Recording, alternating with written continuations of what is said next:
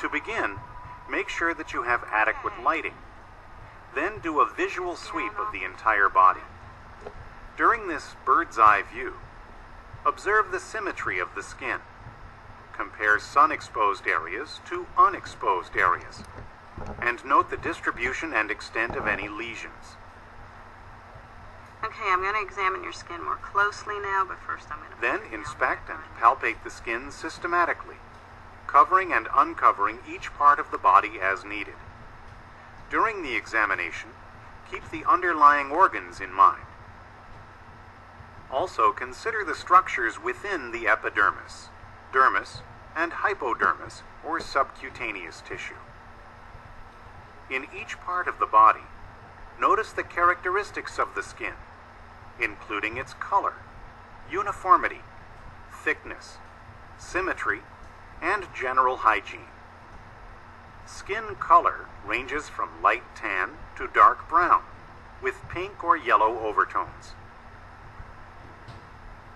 It should have an overall uniformity, although you may see sun-darkened areas or darker skin at the elbows and knees.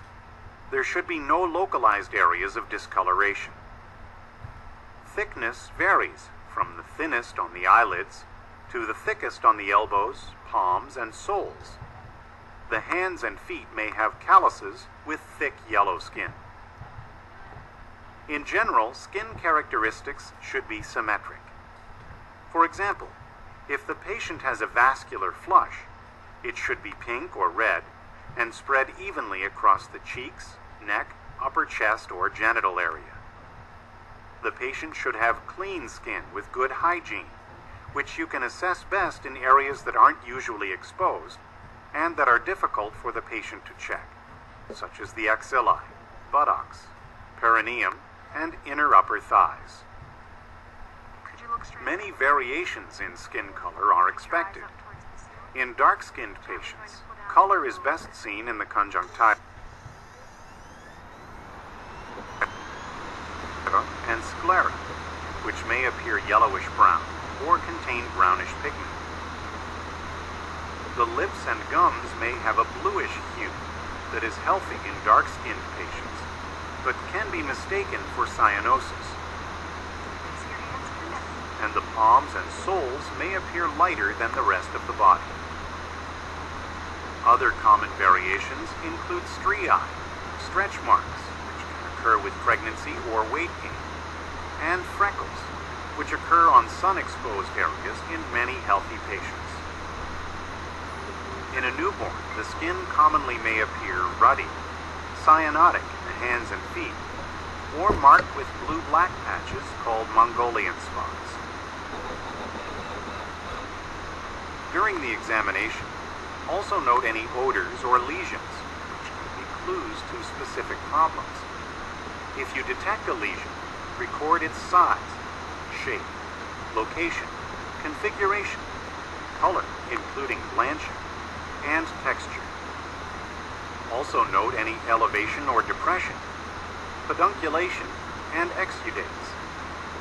For groups of lesions, assess the distribution pattern too. I'm going to examine your skin now. Oh, okay. Remember that some lesions normally occur, especially in older adults. For example, seborrheic keratoses, which are raised warty lesions, typically affect the face or trunk. Cherry angiomas, which are tiny, round, red, or brown papules, often are found on the trunk and extremities.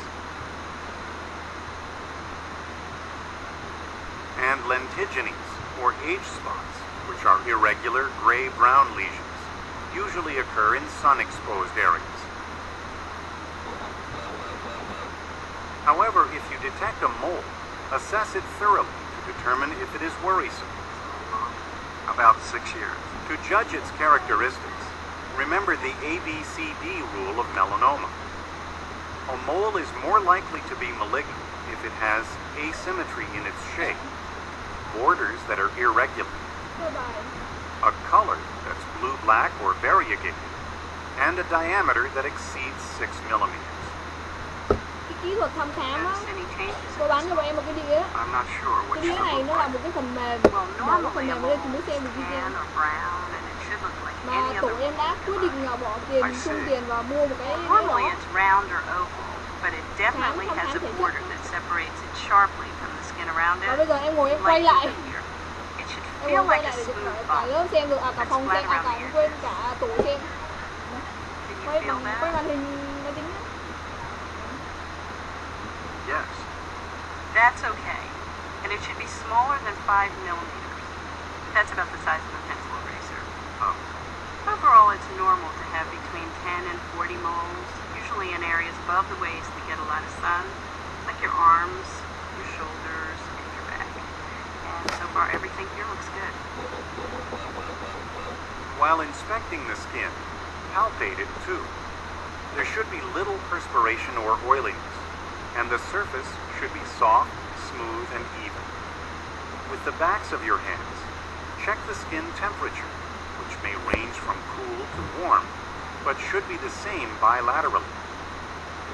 To assess turgor and mobility, gently pinch up the skin on the forearm or sternum, and then release it.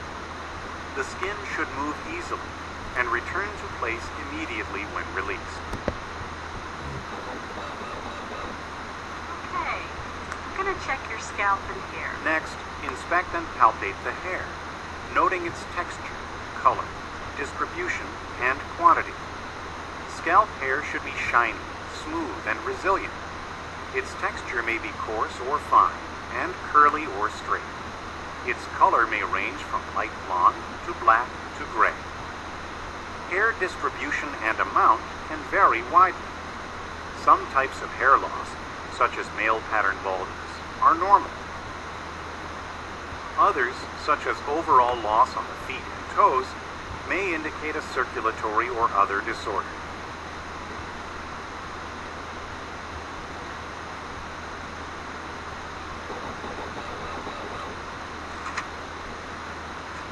Okay, everything looks good so far. Now examine the nails, which should appear clean and symmetric, and should have smooth edges.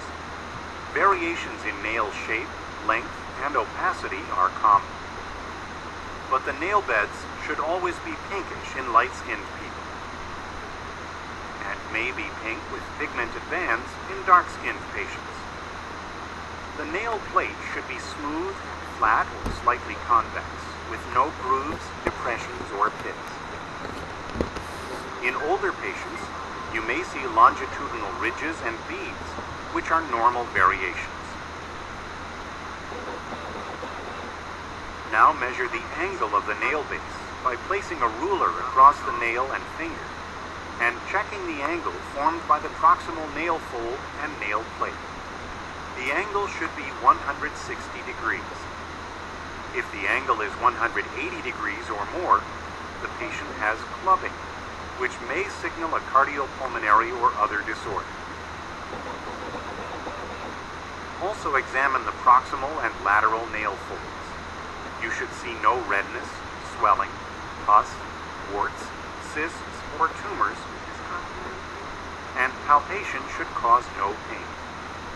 Now palpate the nail plates, which should feel hard and smooth and have a uniform thickness.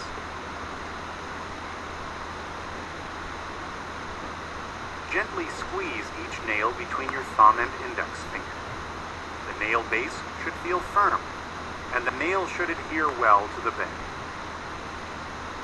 Remember to inspect and palpate the patient's toenails, using the same techniques that you used for the fingernails.